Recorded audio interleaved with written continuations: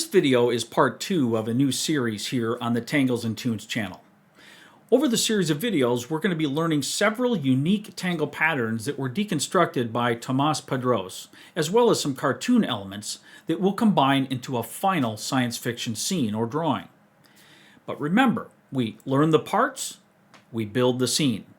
So let's get started with the next building block in the process.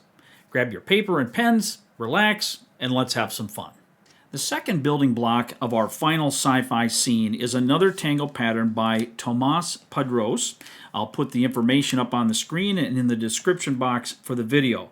But this is a really unique and interesting and fun tangle pattern, and some might say that it's more of a cartoon element itself, but it is a tangle pattern that Tomas deconstructed, and so we're going to honor that understanding of it. But let's see how we draw this. There are multiple versions, but we're going to look at a couple of them so that you know how to employ it in any way you'd like. So first we're going to start by drawing some little teardrop shapes into like a little tripod, if you will, or a triangular kind of shape if you think of it that way on that outer edge.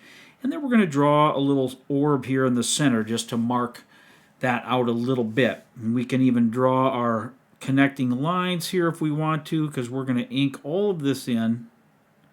So now that we've got those basic shapes, what we want to do is draw a little bit of an aura around the outside edge or top edge or outer edge, the wider part of this little teardrop shape.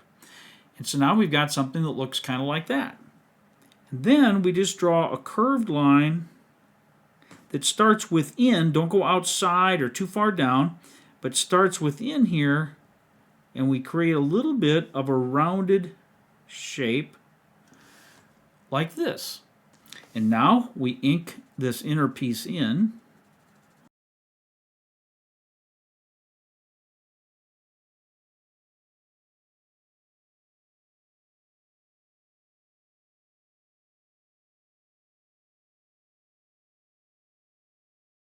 Well, now that we have that, we can go, in this case, we can go directly to our shading. And I just want to show you an example.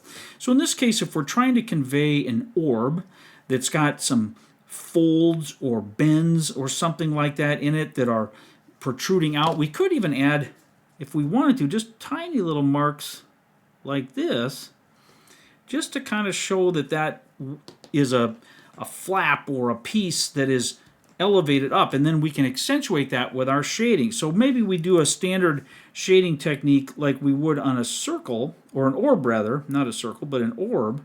This is kind of a circle, where maybe that bottom part is going to have some shading, and around here, maybe there's a little bit of a cast shadow around those edges, just the tiniest bit to help create a sense of depth there. Now let's blend this and take a look at that. Very simple.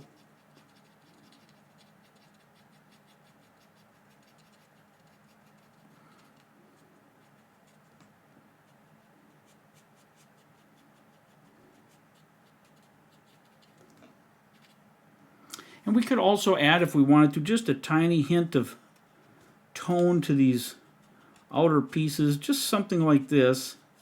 It's going to help to convey a sense of roundness and volume on this little shape.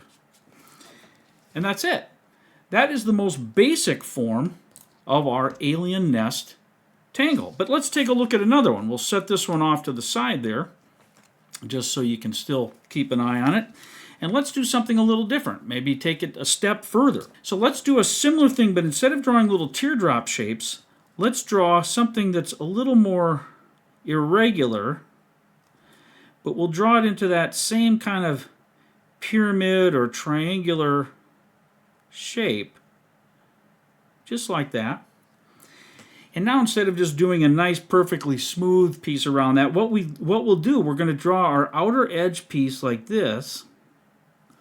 It's very similar to what we did a few moments ago with the other one. And now we are going to connect this with our circle. So we want to sort of take this from maybe that higher part, using my example here, and bring that curve around like this. And then we're just bringing a curve around here.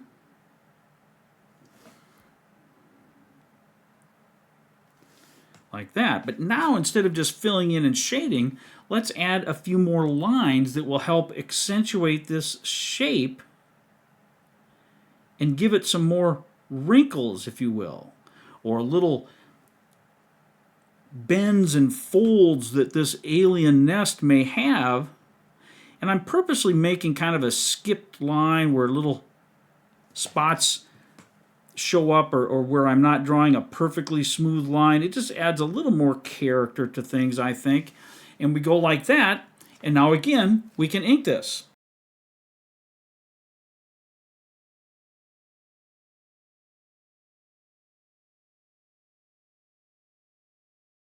So now we can add shading to this one, and we might do it in much the similar way where we want to create a roundness. We could also do something here where we accentuate by creating a little cap, just slightly rounded, that might help these little folds look less just like lines sitting here on the page, and they may help us get the feel of little folds of flesh or something like that, whatever this alien might be made of. And I realize that the underlying line there is still seen, so that's kind of ruins the effect a little bit. But that's where we can do that with our shading, and we can get some inking in there that will help alleviate that a little bit. But this will just add a little bit of a sense of uniqueness to this shape that we can do, making it look a little more like something that's real or has form, something that we might encounter if it were an alien in the world here. I'm going to add some shading here around these key points.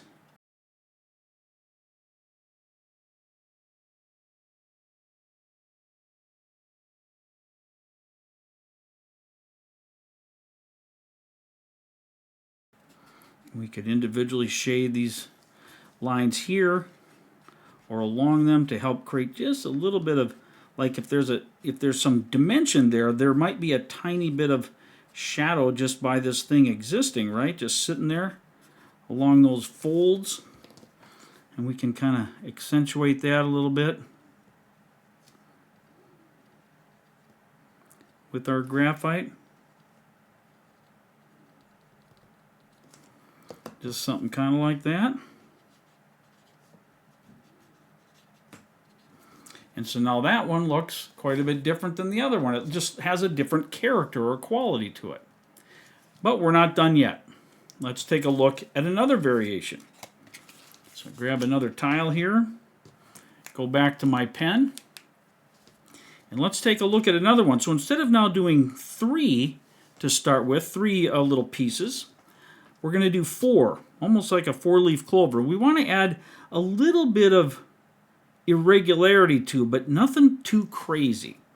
We just want this to come around almost like a 4-leaf clover of sorts, but just sort of funky looking. Like that. And now what we'll do is we'll add our little outside edge cap here on all of these 4 pieces.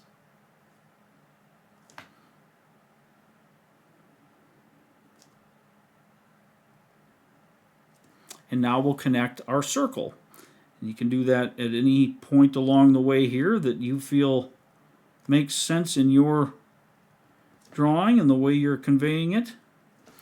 And now we have that, but now we're going to do something a little different. We're going to fill this inside with varying sized orbs. Almost like there's something down in here.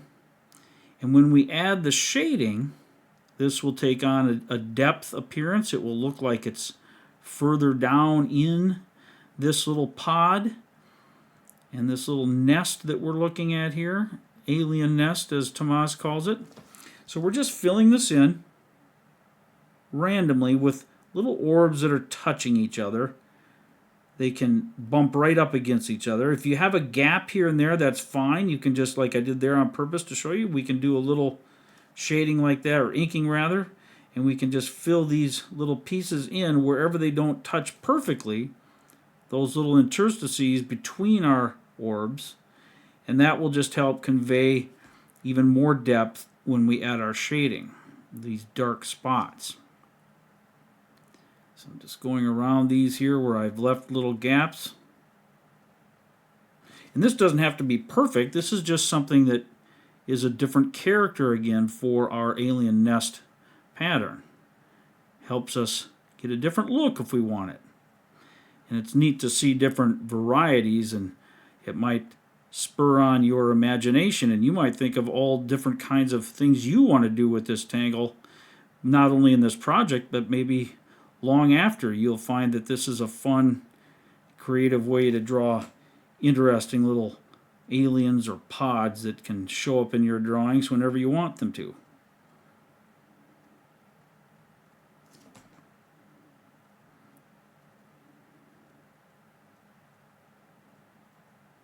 So I'm just making orbs and inking between them in an imperfect way, again, because that adds a little bit of character when it's not all flawless, like you printed it out on your printer or took a picture of something. You know, that kind of art is, as I've always said, is impressive. It's fantastic. It's something that we can aspire to if we'd like, or maybe we already do it. But in this case, we're not worried about that. We're drawing tangles and cartoon elements that help us relax, let us express ourselves creatively, and just give us the ability to create drawings that are fun to look at and fun to draw, which is, in my opinion, equally important. If we don't enjoy the drawing process, it's very likely that we won't continue to draw. So doing stuff that is fun, maybe pushing our limits from time to time, or trying things outside of our normal zones of interest or our normal experience, that's fine. That just helps us grow not only as a person, but as an artist as well. And it's a good thing to do. So I don't mind doing that. I know that sci-fi isn't for everyone, but I did have, as I said last time, quite a few requests for doing some more of these things, and it is something that I enjoy immensely just because of my life and the things I did as a kid with comic books and superheroes and aliens and all that kind of thing. And even now as an adult, I really enjoy science fiction in many different forms. So for me, just having a little fun and creative with it, or being creative with it, is really neat. Now in this one, we can also add, if we want, some additional little details here, just little line enhancements. And we can add little textures. Maybe this thing isn't smooth like the other ones. Might have little pock marks in it, or little chunks out of it, or something like that, because it's some kind of alien skin texture. It's not going to look like all of us, right? At least we hope not. We hope we don't look like this, but it can be fun. And now let's add some graphite. So I'm going to shade around the edge, inner edge of these little openings. I just lay a little bead of graphite, or a little line of graphite along that edge, and then when I blend it, it will diffuse it outward, so the darkest part will be along the edge, which is where the darkest part of our shadow would be. And then the lighter part of it will just help convey a dimensionality without trying to make a consistently perfect light-sourced shadow, which is just not necessary when we're having fun like this with these simple drawings. It's not wrong if you do, but it's just not necessary. All right, maybe we add just a hint of shading around these pieces just as they come up to the edge there. They might be causing a little overlap shadow where these two pieces, where this outer piece and this behind piece, or the body part, is overlapping. So now let's blend this a little bit.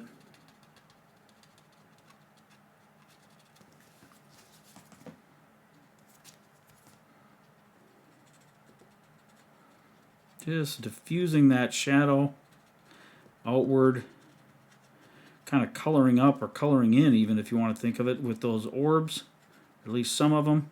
I like to leave a little bit of white untouched by the shadow in the center. It just helps convey that neat effect a little bit, and then we'll just maybe blend these just a little bit here around those outer edges.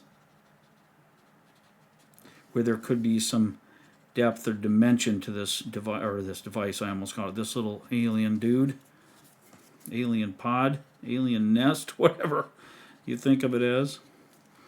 And there we go. That's another version. Now there's one more version I could show you that Tomas has spec'd out on his step out, and we can use either regular or irregular shaped holes, almost like we want to create a miniature moon. And so let's just do that. We'll kind of make these maybe oval-like, so that they're not perfect circles, but if they are more round than they are oval, that's completely fine. There's no harm done. What I want to try to do, though, is create 4 or 5 of them sort of on this outer edge of where my circle might be created, to help simulate or center, to help form our overall shape. So I'll show you here in a moment if you just want to watch what I'm talking about. We're going to have to ink all of these in, so this is something that you'll want to just pause for a moment. Now, we want to take these outer ones and add our little extra loop, our little orid piece around the outside edge, and only around that outside edge, because these inner ones we don't have to do it the same way. And then we just connect with our curved line to somewhat create it's not a perfect circle or an orb, but it just creates that outer shape of this tangle pattern. And so now we would ink these all in.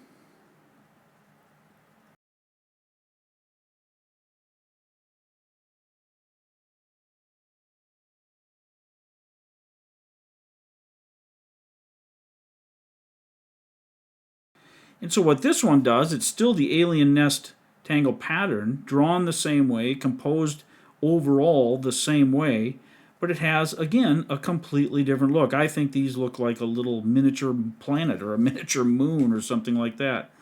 And of course you might think otherwise, but that's just how it strikes me.